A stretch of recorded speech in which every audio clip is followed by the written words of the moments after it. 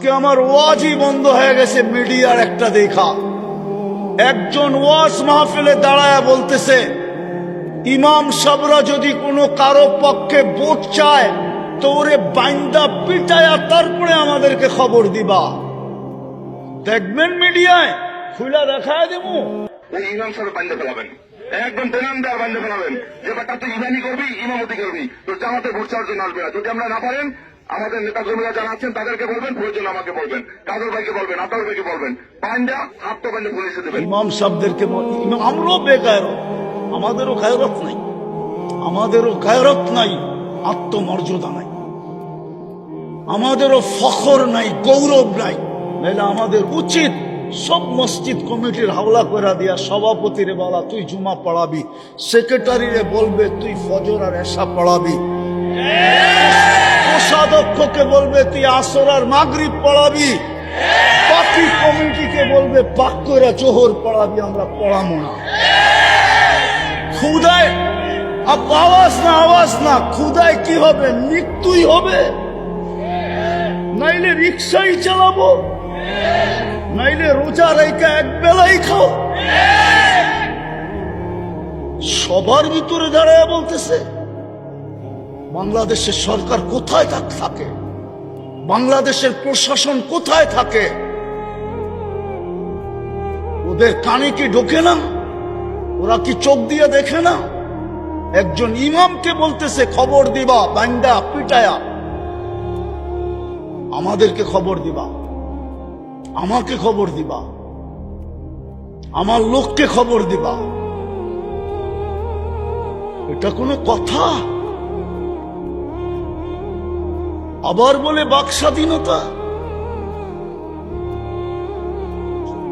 বিবেক কি এতটুকুই হারা? ওই ইমামের কি বংশবলী নাই? ওর কি মা বাবা নাই? ওর কি আত্মীয় স্বজন নাই? ও কি এলিয়ন যে আকাশ থেকে আসছে আকাশে চলে যাবে? ওর এই সমাজে কেউ নাই। আকল পড়লে বলে এরকমই পড়ে,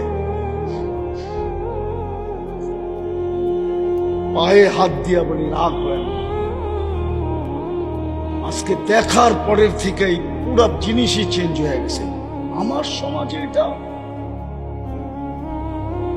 যে সমাজের উলামায়ে কেরাম হেফজোখানা, 40,000 হেফজোখানার কারণে বলি আমি আমার সরকারকে অনলি ফর ট্রাই, পরীক্ষামূলক 1 বছর হেফজোখানা বন্ধ করে দেখ, আর ওলামারা 1 বছর পড়া বন্ধ করে দেখ, দেখি এই মাটির পরিস্থিতি আল্লাহ কি করে। 40,000 হেফজোখানা সুবে সাদে খাওয়ার 1 ঘন্টা আগে ওঠে, লাল সবুজের পরিধিটাকে আধ্যাত্মিক চাদরের সুরক্ষার চাদর দিয়া ঢাকে, তারপরে কোরআন পড়তে শুরু করে, যার কারণে এই জমিন নড়ে চড়ে পড়ে না। নাইলে সারা দুনিয়া তো করোনার সময় বলছিল সবচেয়ে বেশি বিপর্যয় বাংলাদেশে হবে, সবচেয়ে কম বিপর্যয় সারা দুনিয়ার ভিতরে বাংলাদেশে হচ্ছে। হুজুররা অনলাইনে হেফজ জারি রাখছে, জিজ্ঞাসা করে ছাত্রদেরকে অনলাইনে পড়াইছে, মোবাইল নিয়ে পড়াইছে, কিন্তু পড়া বন্ধ রাখে না। হুজুররা জানে এই সবুজের লাল সবুজের আধ্যাত্মিকের চাদর যদি আমরা উঠায়া ফেলি তো বিপর্যয় হবেই হবে। নাইলে 21 তারিখে আমি 7.8 ভূমিকম্প দেখছি। আমি জাপানে দুইবার গেছি, দুইবার ভূমিকম্প দেখছি, কিন্তু 21 তারিখের চটকা আমার জীবনে দেখিনি। কিন্তু আমার সরকার কি করে বলে এটা 5.7 ছিল? আমার তো মনে হয় এটা 10-এর উপরে ছিল।